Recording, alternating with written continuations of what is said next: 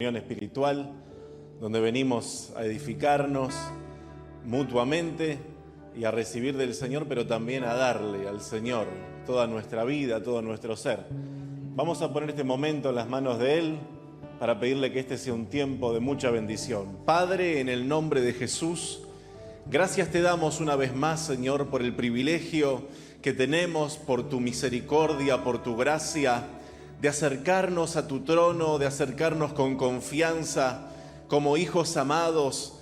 Querido Dios, en el nombre poderoso del Señor Jesús, queremos acercarnos a ti, Padre, a pedirte, Señor, que bendigas nuestras vidas, a pedirte que nos edifiques en esta tarde, a pedirte que hables a lo profundo de nuestro corazón. Padre, en el nombre de Jesús de Nazaret, que todo lo que acá se haga, se diga, Señor, estemos, Señor, bajo la influencia del Espíritu Santo de Dios. En el nombre de Jesús, Señor, al alabarte, al bendecir tu nombre, que lo hagamos en espíritu y en verdad, que lo hagamos con entendimiento, que lo hagamos, Señor, con un corazón rendido totalmente. Padre, en el nombre de Jesús, gracias te damos. Una vez más, Señor, bendice el tiempo de alabanza, de adoración, Señor, de tu palabra. Señor, que sea una reunión donde tu espíritu fluya, donde tu presencia fluya. Todo lo ponemos en tus manos y te damos gracias en el nombre de Jesús. Gracias, Padre. Amén y amén. Dios les continúe bendiciendo, hermanos, y vamos a lo que dice la Biblia, ofrecer fruto de labios que alabe el nombre del Señor. Amén. Con acción de gracias, porque para siempre es tu misericordia, Señor, y vemos que tú nos sorprendes, y cuando estamos dispuestos a hacer nuestra parte, tú, Señor, siempre vas delante, abriendo camino, abriendo puertas, supliendo necesidades. Gracias por todo lo que hasta aquí nos has dado, pero queremos ver más tu gloria, Señor.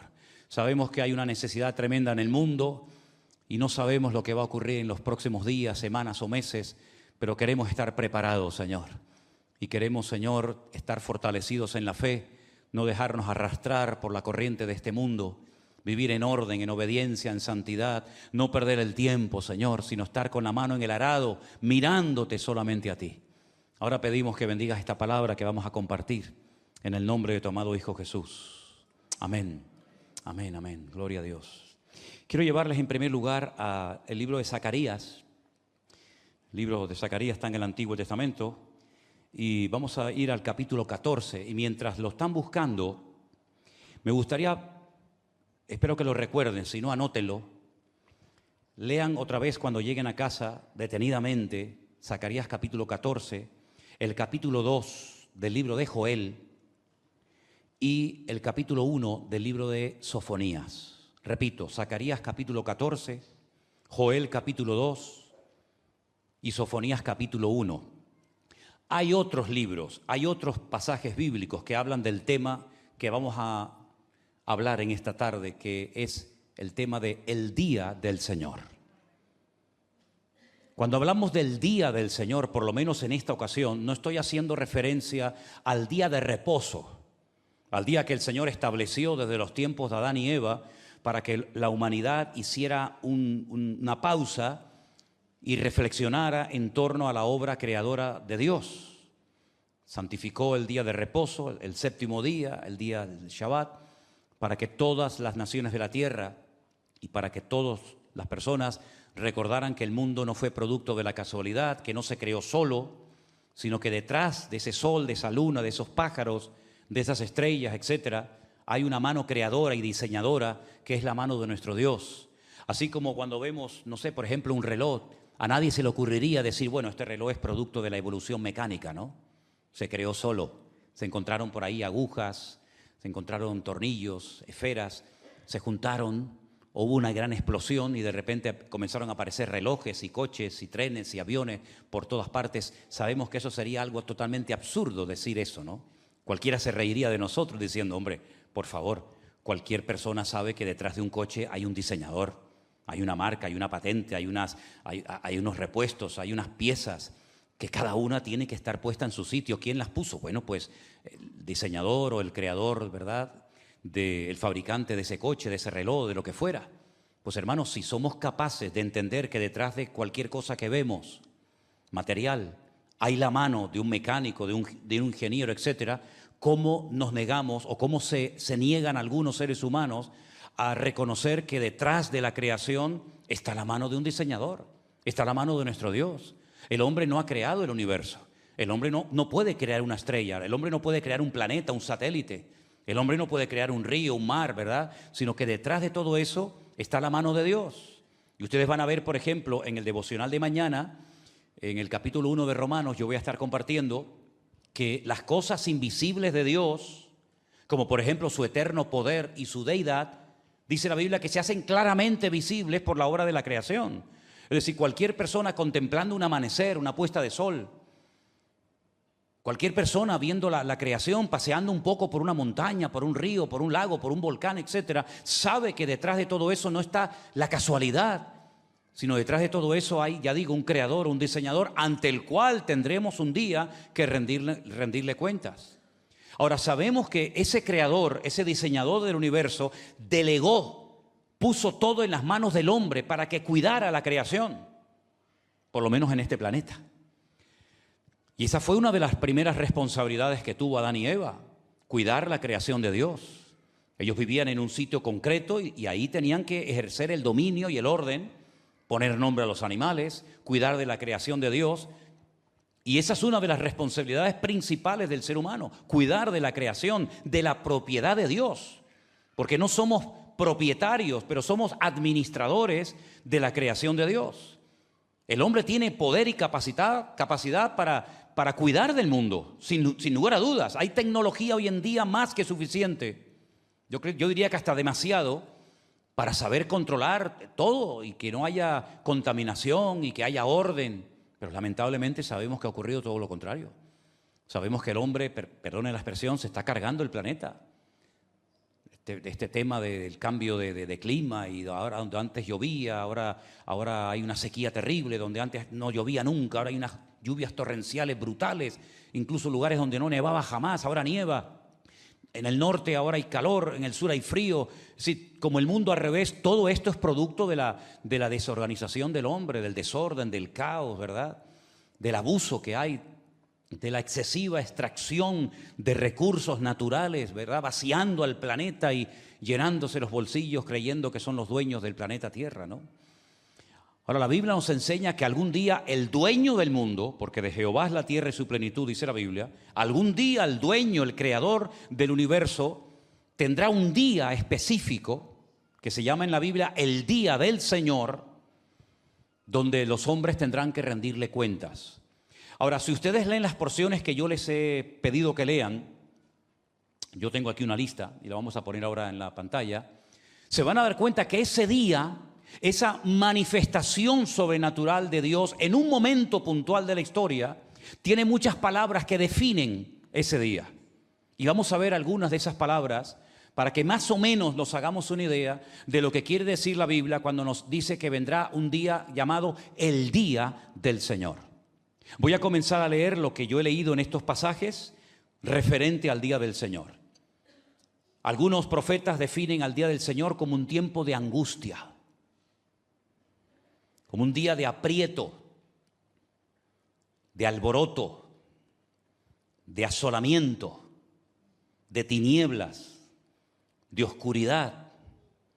Otros profetas dicen un día nublado, de entenebrecimiento, de sombra, de guerra, de reunión de naciones que serán destruidas. La Biblia dice que ese día del Señor, en ese día no habrá ni luz clara ni oscura. No será ni de día ni de noche, sino que será un día que solo de momento conoce el Señor cómo será. Dios será el Rey de toda la tierra en ese día. Él será uno y uno será su nombre. Y será el día de la ira de Dios, día de cambios en todos los aspectos, y será un día donde habrá mucho pánico. Pongamos la lista entera, repasemos los títulos o los nombres que nos dan los distintos personajes bíblicos sobre ese día. Si quieren lo pueden leer conmigo. Tiempo de angustia, de aprieto, de alboroto, de asolamiento, de tiniebla, de oscuridad, de nublado, de entenebrecimiento, de sombra, de guerra, de reunión de naciones que serán destruidas. No habrá luz clara ni oscura, no será de día ni de noche. Dios será rey sobre toda la tierra, Él será uno y uno será su nombre. Será un día de la ira de Dios, día de cambios y tiempo de pánico. Es decir, queridos hermanos, todo esto tiene que ver con lo que nosotros conocemos como tiempos finales. Si ustedes leen la Biblia desde el principio, te vas a dar cuenta que hay cosas que son historia, cosas que ya ocurrieron. Por ejemplo, cuando leemos la salida del pueblo de Israel de Egipto, eso ya pasó. Eso forma parte de la historia bíblica, que nos viene muy bien para saber cómo salieron, a dónde fueron, todo lo que ocurrió, y todo eso tiene pues múltiples aplicaciones espirituales para nuestras vidas, pero es historia. Pero luego hay otro material en la Biblia que es material escatológico o profético, de cosas que están ahí escritas, en algunos casos por cientos o miles de años, que forman parte de los tiempos finales. Por ejemplo, cuando ustedes leen el libro de Daniel, se van a dar cuenta que hay muchas cosas que él recibía en sueño, en visión, en revelación, que él no las entendía.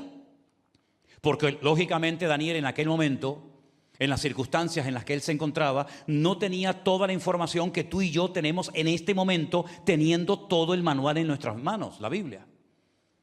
Y entonces él no entendía, pero el Señor le decía, tú escribe, aunque no entiendas lo que recibes, porque esto no es para tus días, esto es para los últimos tiempos. Ahora, si vemos la distancia que hay entre Daniel y nosotros, es abismal.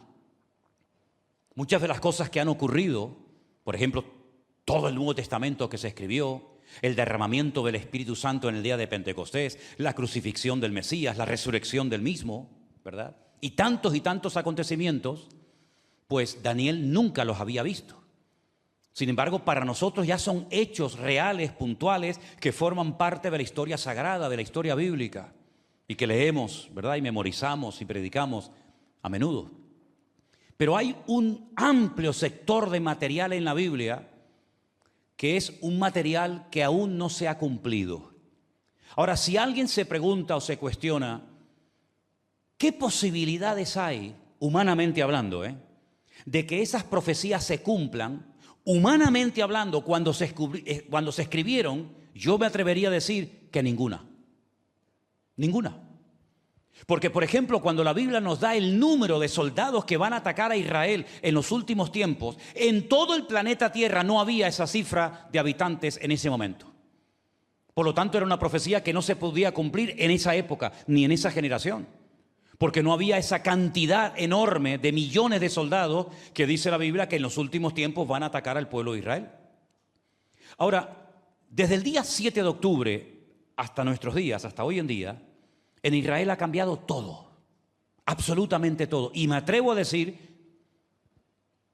si Dios nos permite viajar ahora en noviembre, ya lo experimentamos cuando fuimos en diciembre, y lo volvimos a ver en enero y en mayo, pero ahora se ha incrementado más todavía, que Israel nunca más volverá a ser lo que el país aquel que nosotros conocimos.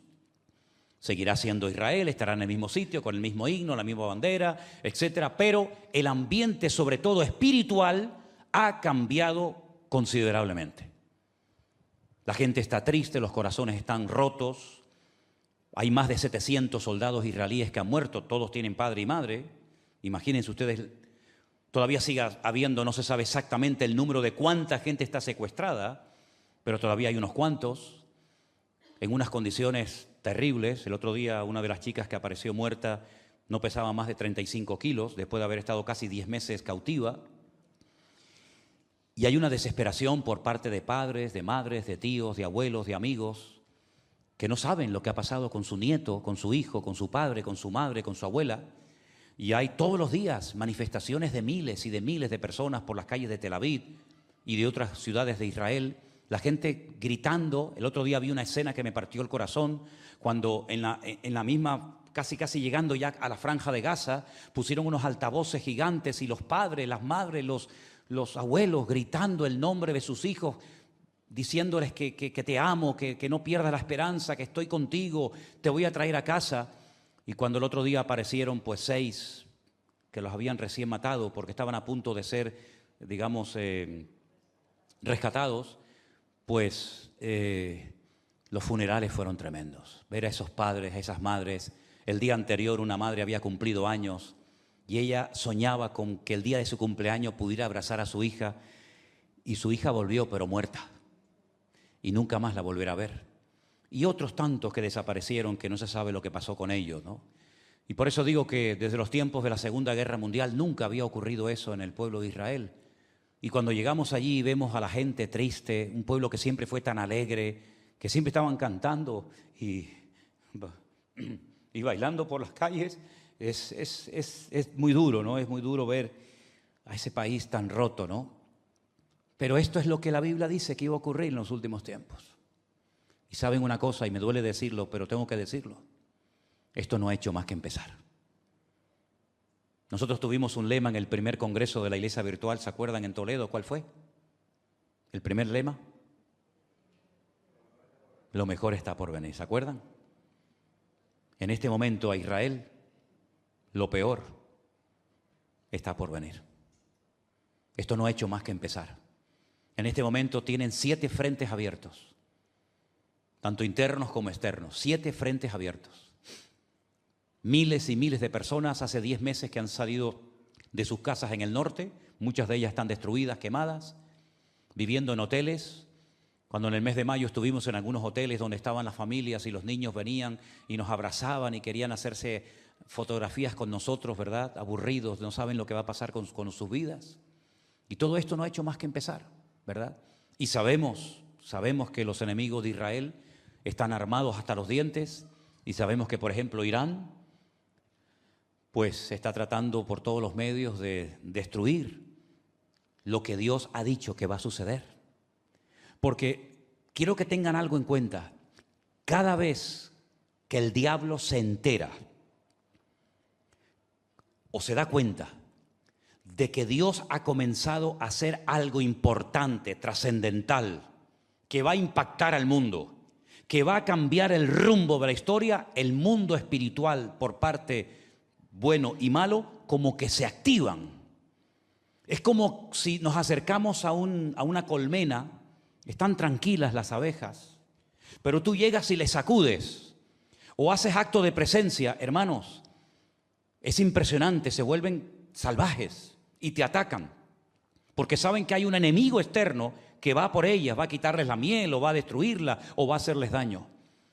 Satanás, que conoce perfectamente las Escrituras y conoce perfectamente lo que Dios dijo en el idioma original acerca de los últimos tiempos, cuando él sabe que algo está sucediendo que puede activar profecías que han estado dormidas durante siglos, es como que se despiertan esos demonios, se activan esos demonios, hasta el punto, les recuerdo, yo sé que lo sabe, yo solamente se lo recuerdo, que Satanás se verá tan acorralado y se verá con tan poco tiempo que él tiene 4 demonios tremendamente poderosos y destructivos que llevan siglos, que llevan milenios atados, y que no han podido moverse ni actuar y hacer todo lo que quieran.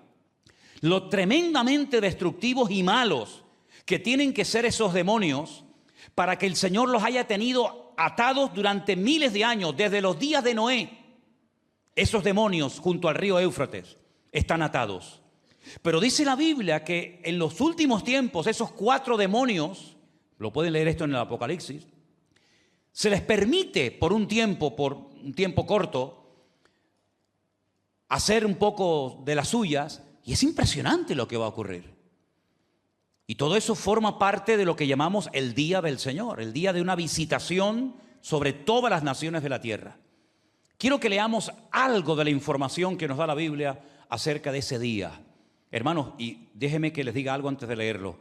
Este tema, por lo menos nosotros, yo no sé en otras congregaciones, no sé lo que se enseña, si tienen esta inclinación a este tipo de estudios o no, pero por lo menos nosotros y los miembros de nuestras congregaciones y de nuestra iglesia virtual y de nuestro ministerio tienen que dominar este tema como la palma de su mano, Tienen que conocer esto como la palma de su mano, porque es un tema que nos va a afectar de una manera u otra a todos nosotros. Zacarías 14 dice, verso 1, ¿lo tienen?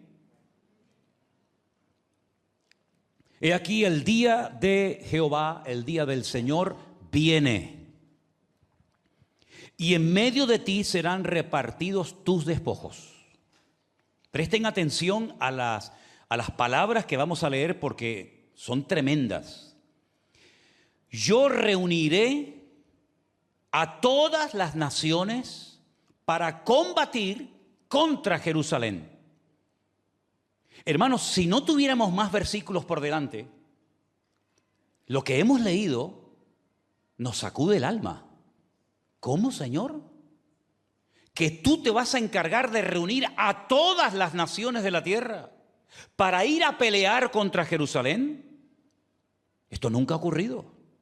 Sí, ya sé que ha habido naciones que han ido a atacar Jerusalén. Los babilónicos fueron y destruyeron la ciudad de Jerusalén en los tiempos del profeta Jeremías. Y los romanos atacaron Jerusalén y la destruyeron en el año 70 después de Cristo. Y los griegos también atacaron Jerusalén, y los medos persas también la atacaron, y los árabes también la atacaron, y tantas naciones, pero eran naciones, digamos, sueltas. Pero aquí dice que habrá un conjunto de naciones, más todas las naciones, el Señor las reunirá para combatir, para pelear contra Jerusalén. Y la ciudad será tomada. Madre mía, si yo viviera en Jerusalén y leo esto, digo, Dios mío, donde yo vivo, me van a atacar y la ciudad va a ser tomada y las casas van a ser saqueadas y violadas las mujeres. Y la mitad de la ciudad irá en cautiverio, mas el resto del pueblo no será cortado de la ciudad. Ahora, si alguien está pensando, pero bueno, esto ya se cumplió, ¿no? No, hermanos, no, esto no se ha cumplido. Esto no tiene nada que ver con el cautiverio en Babilonia. Es más, Zacarías está predicando después del cautiverio en Babilonia. Solamente un pequeño dato. Cuando volvieron del cautiverio en Babilonia, para supuestamente reconstruir nuevamente la ciudad, los muros, el templo, etc., hubieron dos profetas que eran los que trataban de animar al pueblo a la reconstrucción de la ciudad. Uno de ellos era Zacarías, y el otro, ¿alguien sabe quién era? No les oigo. Ageo, efectivamente. Ageo y Zacarías fueron profetas post-exilio. No están profetizando como Jeremías la destrucción de la ciudad. No, ya la ciudad fue destruida. Ya han vuelto. Ya han pasado 70 años de cautiverio. Y ahora aparecen en la escena estos profetas, estos dos hombres de Dios, para animar al pueblo, para que no bajen la guardia, para que no vuelvan otra vez a cometer los pecados que ya habían cometido sus antepasados. Por lo tanto, lo que estamos leyendo no ha ocurrido nunca. No ha ocurrido esto. Y esto tiene que ver con el día del Señor. Repito, Dios reunirá a todas las naciones para combatir contra Jerusalén. La ciudad será tomada, serán saqueadas las casas, serán violadas las mujeres, la mitad de la ciudad irá en cautiverio, mas el resto del pueblo no será cortado de la ciudad. Sabemos que en la vieja ciudad de Jerusalén hay 4 barrios. El barrio de los armenios, que son cristianos, digamos, también. El barrio de los musulmanes. El barrio de los árabes cristianos. Y el barrio de los judíos. ¿Qué parte de esos barrios será sacudido, etcétera, unos llevados fuera? No lo sabemos. Pero sí sabemos cómo está dividida actualmente la ciudad de Jerusalén. No, pero es que hay más información. Después de que haya pasado esto en Jerusalén, Jehová, el Eterno, el Señor, peleará con aquellas naciones como peleó en el día de la batalla. Saben que yo no suelo leer mucho el nombre Jehová, pero lo estoy leyendo en esta ocasión. ¿Por qué? Porque el nombre que aparece cuando leo Jehová es el nombre propio de Dios, para que no confundan, ¿no? El nombre propio de Dios con esas 4 letras en hebreo, Yod, Hei, Vat, Hei. Pues ese es el nombre que aparece, es decir, Dios mismo, el creador del universo, el que creó a Adán y a Eva, el que aparece en Génesis 1:1 diciendo que en el principio creó Dios los cielos y la tierra. Ese Dios creador, ese Dios diseñador, es el que Él mismo peleará con aquellas naciones como ya peleó en el día de la batalla. Ahora, es algo interesante porque si Él es el que va a pelear contra las naciones, a ver si puedo explicar esto bien. Si el Dios creador del universo, Jehová, Yahvé, llámenlo como quiera, es el que va a pelear contra las naciones que vengan a pelear contra Jerusalén, nos tenemos que hacer una pregunta cuando leamos el siguiente versículo. ¿O es otra persona la que aparece en el versículo 4 o es el mismo? Vamos a leerlo. Se afirmarán sus pies en aquel día sobre el monte de los olivos. ¿Los pies de quién, hermano? Porque el versículo 3 dice que después saldrá Jehová, el Creador, el Eterno, peleará con aquellas naciones como peleó en el día de la batalla y se afirmarán sus pies. ¿Los pies de quién, hermano? ¿Los pies de Jehová? ¿Los pies de Dios? ¿Sí o no? No es otra persona, uno que pelea en la gran batalla para pelear y defender al pueblo de Israel y a la ciudad de Jerusalén, y luego otro que viene y pone sus pies sobre el monte de los olivos. No. Es que Dios es uno. ¿Cuántos dicen amén? Claro, ya sé que si tuviera un testigo de Jehová aquí, saldría el hombre corriendo, ¿no? Porque lógicamente no tiene argumentos para defender esta postura, ¿no? Pero la Biblia dice que el que pelea contra las naciones, ese mismo que pelea, es el que viene y sus pies, no dice los pies de otro, sino sus pies los pone sobre el monte de los olivos, luego se hace visible. Porque para poner los pies sobre el monte de los olivos no es algo metafórico, como algunos judíos lo interpretan.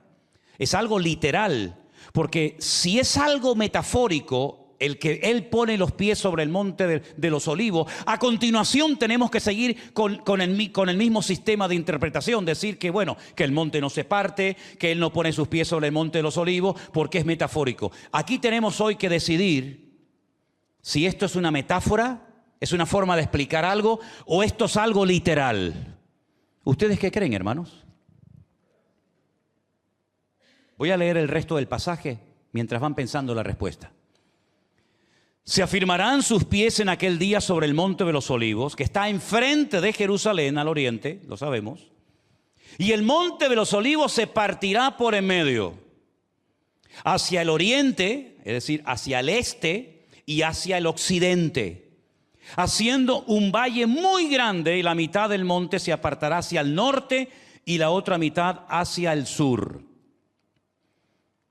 Si pone los pies sobre el monte de los olivos y el monte se parte y se hace un gran valle, esto es totalmente literal. Esto es lo que va a ocurrir, ¿saben cuándo? Con la segunda venida de nuestro Señor Jesucristo. Pero dice que los pies de Jehová, los pies del Eterno, son los que se posan sobre el monte de los olivos. Entonces, ¿creen que podemos decir con total libertad y afirmar categóricamente que ese Dios eterno y creador es también nuestro Señor Jesucristo? ¿O son dos personas diferentes? ¿No era Él el Emmanuel, Dios con nosotros? ¿No era Él el Verbo y el Verbo era Dios? Y el Verbo se hizo carne y habitó entre nosotros y vimos su gloria como el unigénito del Padre. ¿Se dan cuenta ustedes, hermanos, cómo hay aquí una perfecta armonía, una perfecta unidad? Y ese Dios creador, porque dice la Biblia que por Él fue creado todo y por Él y para Él. Pero entonces, ¿qué quedamos? ¿Fue Dios el Padre el que creó o fue el Hijo? Es que son uno, mi hermano. Porque usted puede ser padre e hijo al mismo tiempo, ¿o no? Muchos de los que están aquí son padres. Y todos los que estamos aquí somos hijos de alguien. Luego usted, sin tener que hacer un desdoblamiento de personalidad, hacer una especie como de física cuántica, yo voy por un lado y voy por otro, sino que usted mismo, sin dividirse, usted al mismo tiempo es padre y es hijo y es marido y es otras cosas más, ¿no? Pero de momento con lo de padre e hijo no sirve, ¿sí o no? No es que tengo que salir de mi cuerpo para mostrarme como hijo y volver a meterme para funcionar como padre. No. Cuando iba a Las Palmas a ver a mi padre, iba como hijo. Pero aquí funciono como padre, ¿verdad? Y no son dos personas, es la misma persona manifestándose de formas diferentes. Primeramente Él se manifestó como un poder creador, diseñador del universo, pero luego se encarna, se humana, habita entre nosotros. Entendemos el plan de Dios, nos conectamos al gobierno de Dios, nos ponemos bajo la cobertura de Dios y entonces ese Dios vuelve a su trono, vuelve a la gloria y volverá otra vez donde todo ojo le verá, donde toda rodilla se doblará y dice la Biblia que confesarán que Él es el Señor para la gloria de Dios Padre, y cuando ponga sus pies sobre el monte de los olivos va a hacer tal impacto que un monte que hemos pisado centenares de veces lo parte por la mitad, mi hermano. Y se hace un valle gigantesco. Pero sigue diciendo que en aquel día, cuando esto suceda, huiréis al valle de los montes, porque el valle de los montes llegará hasta Azal. Huiréis de la manera que huisteis por causa del terremoto en los días de Usías, rey de Judá. Y vendrá, ¿quién viene? ¿Quién viene, hermano? Dígalo fuerte. Jehová mi Dios. ¿Y con Él quién viene? Todos los santos. No sé cómo mueve usted cuando oye esto, hermano. No sé cómo mueve usted cuando lee que Jehová, mi Dios, viene y con Él todos los santos. Ahí estamos nosotros, hermanos, que venimos con Él porque hemos sido arrebatados, hemos estado en su presencia y venimos con Él. Y el que viene es Jehová, mi Dios. ¿Cuántos dicen amén? Es impresionante, hermanos. Acontecerá en aquel día, cuando esto ocurra, que no habrá luz, ni clara ni oscura. Y uno dice, ¿y entonces esto cómo es? ¿Esto cómo es? Aquí tenemos una expresión que es cuando decimos, hoy está el día con la panza de burro. ¿Saben? No sé si todos entienden esto, ¿no? Ese día así medio tristón, gris. Pero ese día no habrá ni panza de burro, ni será de noche, ni será de día, sino dice que es un día que solamente lo conoce Él, Jehová. No será de día ni de noche, eso no lo podemos entender, ni yo se lo puedo explicar, porque yo sé lo que es el día y lo que es la noche, pero si no es de día ni es de noche, no entiendo lo que es, pero por eso dice que solamente lo conoce Él. Pero sucederá que al caer la tarde, habrá luz. Qué curioso, ¿no? Porque generalmente al caer la tarde es cuando ya empieza a oscurecer, y aquí es al revés. Con el caer de la tarde viene la luz. Y acontecerá en aquel día que saldrán de Jerusalén aguas vivas, del subsuelo. Y mira lo que pasa. La mitad de ellas irá hacia el mar oriental. Ahora, usted en su mente ubíquese en Jerusalén. La geografía de Jerusalén, de Israel, se explica con la mano. Aquí tenemos la Franja de Gaza, aquí tenemos Tiro, todo se explica con la mano. Pero Jerusalén está más o menos como por el centro, para que se haga una idea. Si estoy en el centro, hacia el oeste de Jerusalén, ¿qué hay, hermano? ¿Alguien me lo puede decir? Al oeste de Israel, al oeste de Jerusalén, ¿qué hay? El mar Mediterráneo. Y al este está Jordania, está ¿cómo se llama? El río Jordán.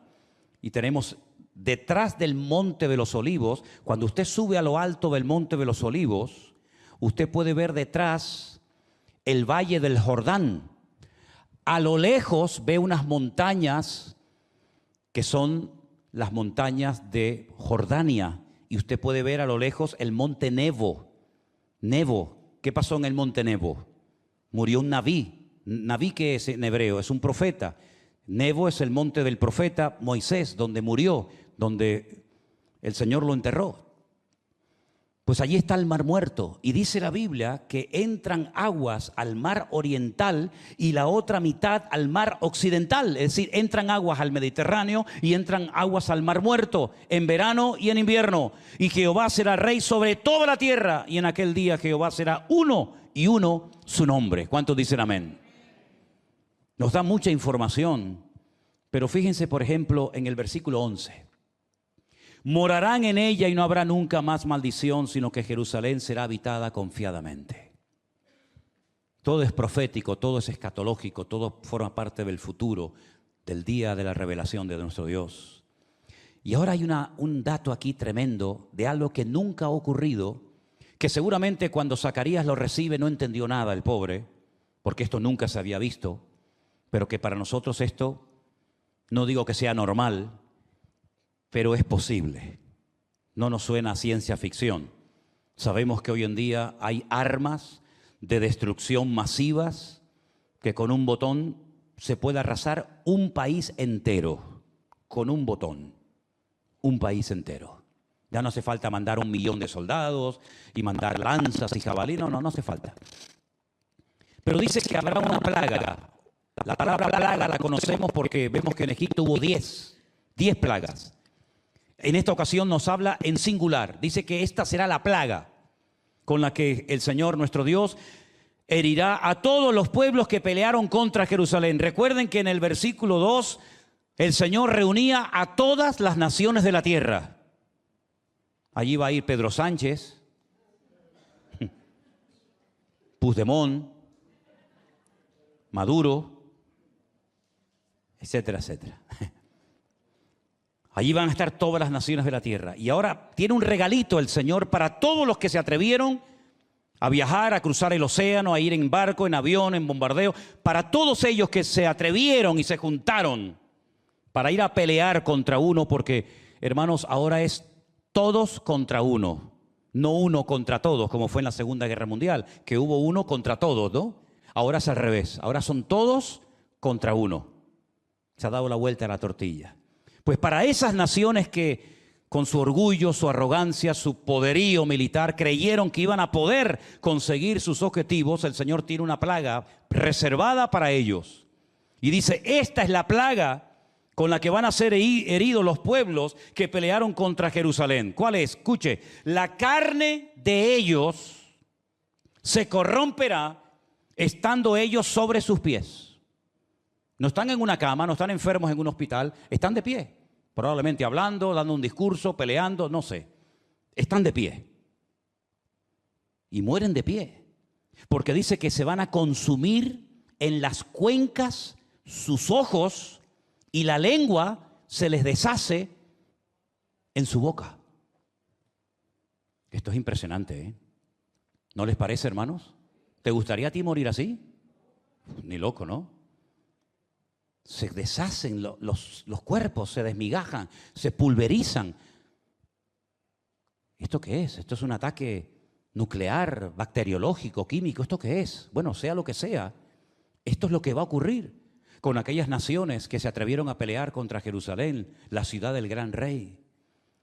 Acontecerá en aquel día que habrá entre ellos gran pánico, enviado por Dios, y trabará cada uno la mano de su compañero y levantará su mano contra su compañero. Y Judá es la parte sur de Israel, también peleará en Jerusalén y serán reunidas las riquezas de todas las naciones de alrededor, oro y plata y ropas de vestir en gran abundancia. Ahora, cuidado, porque esto también afecta a los animales, lógicamente, como cualquier ser vivo. Así también será la plaga de los caballos, los mulos, los camellos, los asnos y todas aquellas bestias que estuvieren en aquellos campamentos. Todos los que sobrevivieren, parece mentira que a pesar de todo esto hay gente que va a sobrevivir, escapan. No muere todo el mundo, no mueren todas las naciones, algunos sobreviven. Algunos quedarán heridos, quedarán mutilados, pero muchos se van a salvar. Pues dice que los que sobrevivan de las naciones que vinieron a pelear contra Jerusalén, tendrán que subir de año en año para adorar al rey. ¿Quién es el rey? Jehová de los ejércitos. El día que crucificaron a Cristo, en tono de burla, sarcásticamente, se le ocurrió a Poncio Pilato ponerle un cartelito encima de la cruz. ¿Se acuerdan lo que decía? ¿Qué decía? Este es el rey de los judíos. Pues efectivamente, hijo, efectivamente, querido. El rey de los judíos, el rey de los ejércitos vendrá y tendrán que subir todas las naciones que se salvaron a Jerusalén a celebrar una fiesta. ¿Y cuál es? La fiesta de los tabernáculos, que se celebra generalmente en el mes de octubre. Acontecerá que los que de las familias de la tierra que no suban a Jerusalén para adorar al rey de los ejércitos, no vendrá sobre ellos lluvia. Es decir, después de lo que han visto, después de haberse salvado, después de haber visto cómo Dios derrotó a todas las naciones de la tierra que se atrevieron a pelear e invertir su tiempo, su energía, su armamento contra Jerusalén, después de haber visto todo eso, todavía hay algunos que dicen, no subo este año a adorar al rey, no voy a subir. ¿Cómo es posible que todavía la maldad domine el corazón de tantas personas después de haber visto tanta gloria, tantos milagros, después de haber visto millones de muertos? Porque la Biblia dice que estarán, hermano, 7 meses enterrando cadáveres en un valle que se ve perfectamente desde el Monte Carmelo, donde me gusta mucho subir a los hermanos a la azotea de un monasterio católico, carmelita, y les digo, mira, observen, ese valle es el valle de Megiddo, donde se va a llevar a cabo esta batalla de todas las naciones, donde vendrá el anticristo, donde vendrán las naciones de Europa, vendrán los árabes, vendrá un montón de gente. Apocalipsis dice que son como, ¿cuánto eran? 100 millones, 200 millones de soldados. Y dice que morirá tanta gente que estarán 7 meses todos los días enterrando muertos.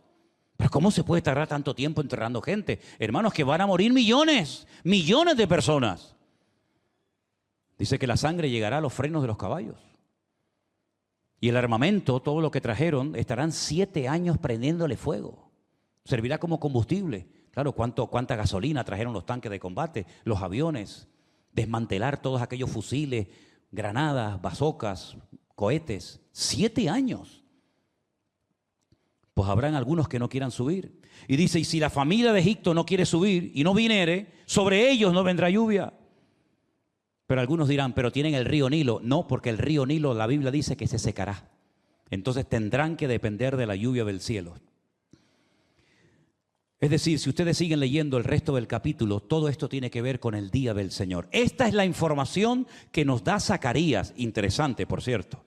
Pero cuando ustedes lean Joel capítulo 2, cuando ustedes lean Sofonías y otros libros de la Biblia, como podrían ser Amós, como podría ser, por ejemplo, también Daniel, etcétera, hay tanta información acerca de lo que va a ocurrir en los últimos tiempos. Y hermanos, lo que te tengo que decir tal vez no les guste a algunos, pero esto sí o sí se va a cumplir. ¿Cuántos dicen amén? No oren ni ayunen para que no venga el día del Señor, porque va a venir sí o sí. Digo esto porque un día me encontré en Jerusalén, cerca del muro, a un grupito de unos hermanos con guitarra. Estaban allí cantando y orando y reprendiendo y haciendo todo tipo ahí de espavientos. Y ellos oraban para que no viniera la ira del Señor, ni estas profecías se cumplieran, sino que todo fuera paz y amor, como los hippies. ¿Se acuerdan que era todo paz y amor? Yo decía, están perdiendo el tiempo. Por eso dice la Biblia que tenemos que orar eficazmente. Y orar eficazmente significa entender los tiempos de Dios. El día del Señor va a venir. ¿Saben por qué? Perdonen la expresión, pero Dios se está hartando. Dios ya se está cansando. Porque creo que su misericordia ha sido tan grande y lo que ha recibido a cambio es terrible. ¿Vieron la inauguración de las Olimpiadas este año en París, en Francia? Yo no las vi, pero me mandaron las imágenes. ¿Por qué no se metieron con otra religión o con cualquier otro personaje? ¿Qué pinta aquella escena de burla en unas Olimpiadas donde la idea es unificar el espíritu olímpico, el deporte, ¿verdad? La hermandad entre los pueblos, y lo que fue una burla, un ataque terrible contra los que tenemos una fe y los que consideramos que Cristo es nuestro Señor y Salvador, ¿verdad? Y vemos cómo se burlan de Dios. Y vemos cómo intentan sacar a Dios de todas partes, de los colegios, de las universidades. Y yo digo, ¿cuándo llegará el día cuando en el Parlamento Europeo, o en España, o en el Senado, en los gobiernos autónomos, se haga, por ejemplo, una oración?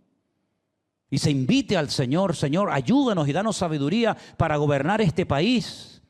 Y ayúdanos, Señor, a llevar por buen camino a España, y que cada vez haya menos paro y más trabajo y más justicia y más unidad y más respeto, y no haya tanta violencia y tantas mujeres que mueren y tantos chicos que caen en la droga. Nada, es que nada. Dios no pinta nada en ninguna parte.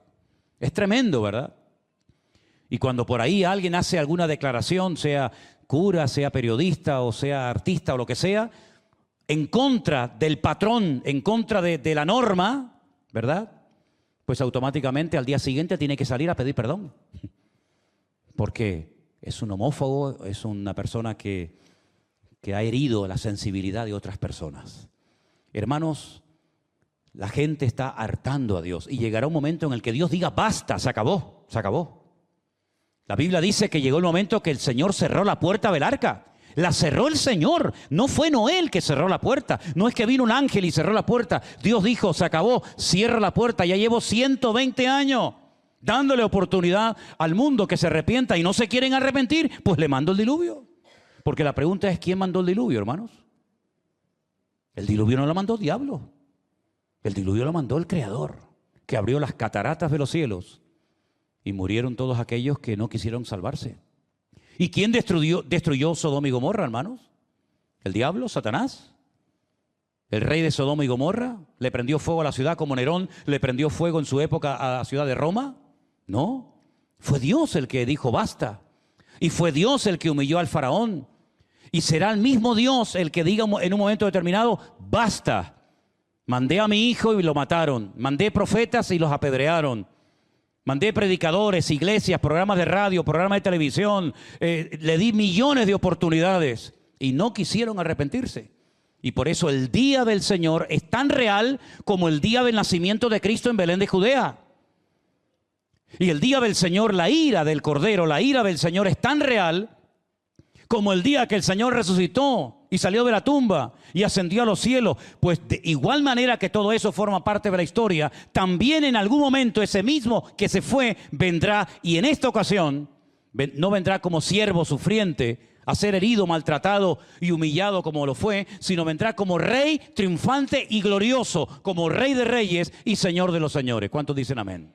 Así que, mis queridos hermanos, Dios mediante, el domingo, con las porciones que ustedes van a leer de Joel capítulo 2 y Sofonías capítulo 1, vamos a profundizar un poco más en todo esto, porque quién sabe si esta finca que nos dio el Señor en Alicante, o aquel toque de atención que nos dio en marzo del 2020, que ya algunos como que se han olvidado, donde estuvimos encerrados durante mucho tiempo en nuestras casas, quién sabe si el Señor nos está hablando de cómo tenemos que prepararnos como iglesia, como pueblo de Dios, para afrontar estos acontecimientos. Ya sé que por ahí hay algunos cuya teología les impide aceptar que la iglesia puede ser perseguida. Ya sé que la teología de algunas denominaciones es contraria al hecho de que el creyente puede pasar por algún tipo de problema, porque el Señor no nos ha puesto para ira, sino para alcanzar salvación. Pero todo eso tiene una explicación bíblica.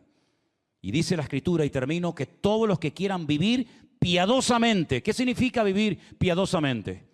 Significa vivir según el modelo que Dios ha establecido, según sus normas y no según las tuyas. Significa renunciar a tu antigua vida. ¿O no se acuerdan ustedes del día del bautismo? ¿Cuántos se acuerdan del día que se bautizaron? Levanten la mano, por favor. La mayoría, ¿no? Cuando tú te bautizaste, donde fuera y a través de quien fuera, ¿qué quisiste decir ese día, hermano y hermana? ¿Qué quisiste decir? ¿Te querías mojar? Si te querías mojar, te hubieras ido a la playa, te hubieras ido a un río, a un lago, y ya está, o te metes debajo de la ducha y te mojabas.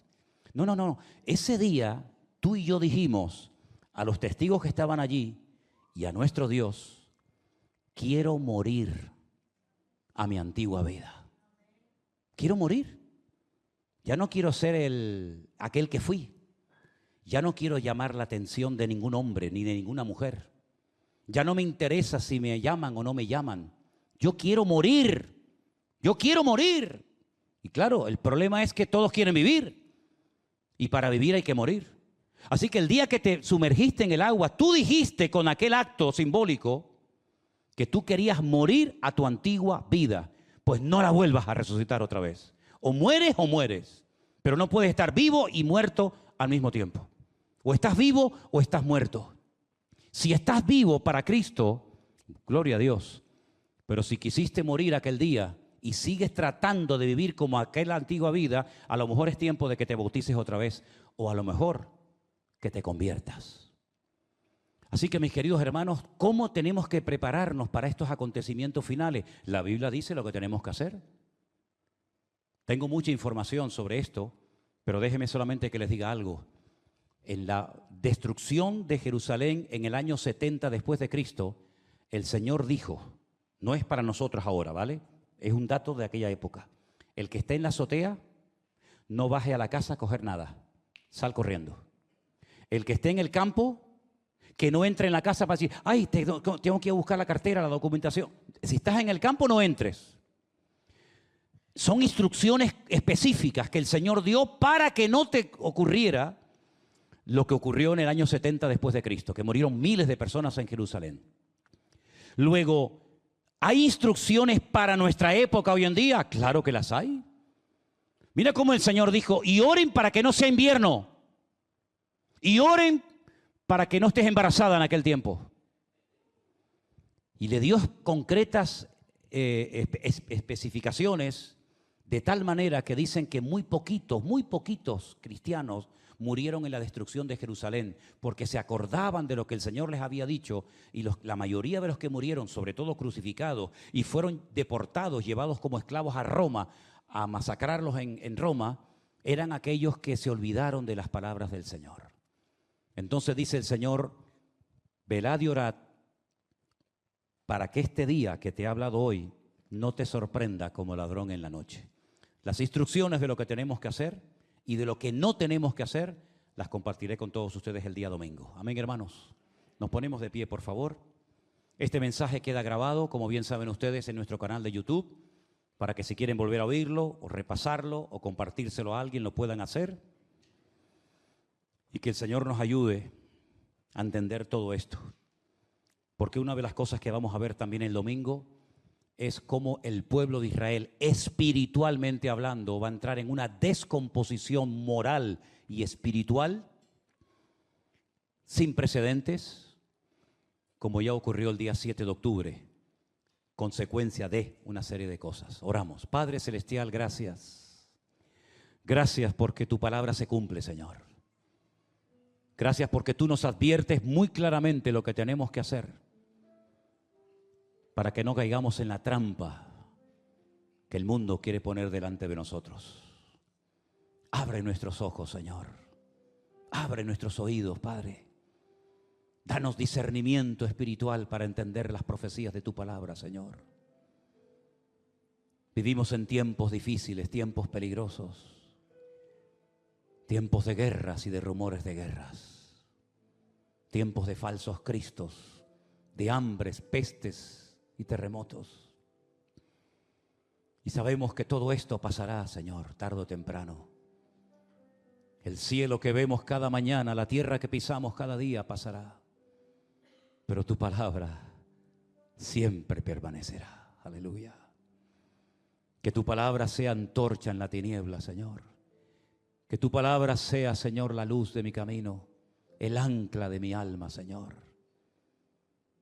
La vela en la que tú soples, Señor, para que yo pueda saber por dónde debo de ir. Guárdame del maligno, Señor.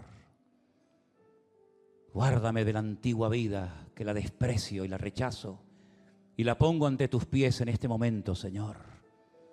Aborrezco la antigua vida, aborrezco la carnalidad. Aborrezco el pecado, Señor. Que rechacemos, Señor, con el mayor de los ascos, esa antigua vida que nos separaba de tu santidad, Señor. Y que nos enamoremos de ti cada día. Y que por nada del mundo te abandonemos, Señor. Que por nada del mundo te abandonemos, Señor.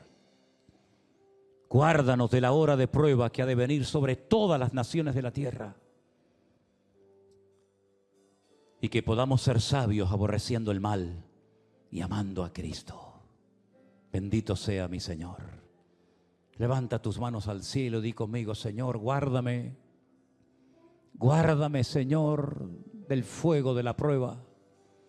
Guarda mis ojos, mi alma y todo mi ser, Señor. Aleluya. Guarda mi familia, mis hijos, mi casa, Señor.